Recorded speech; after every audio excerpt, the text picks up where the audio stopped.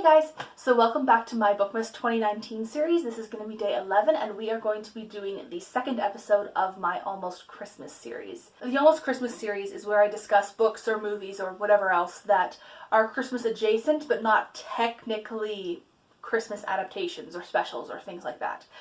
And the one we're going to be discussing today is Wakko's Wish.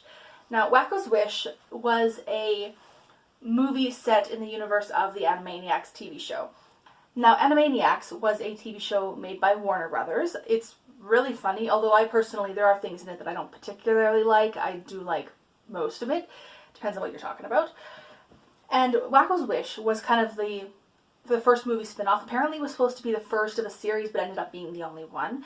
And it is set in this kind of wintry fantasy town where everyone is dirt poor, and the reason for this is that they are being exploited by their governor and their king, King Salazar.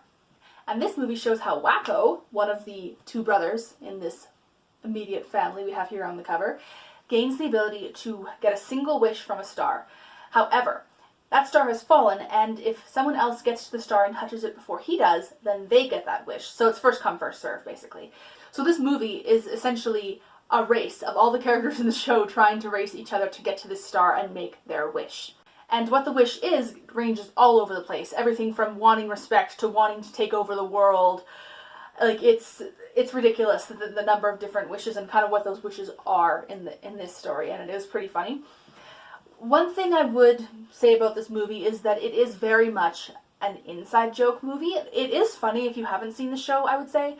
But there are a lot of jokes that won't be nearly as funny if you haven't seen Animaniacs, the show, because there's so many little references and inside jokes. Like, there's one part where the three main characters go through a cave of your worst nightmares, and 90% of the stuff in there is an inside joke from various episodes on the show. So why am I classifying this as almost Christmas rather than just a fun movie?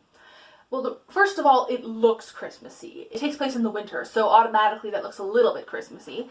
But there's also a very distinct Tiny Tim vibe to Dot in this movie. Her thing is that she is extremely cute, but she's also very sick and possibly dying, which is one of the main motivations of these three. That is their wish, is they want to find a way to cure Dot.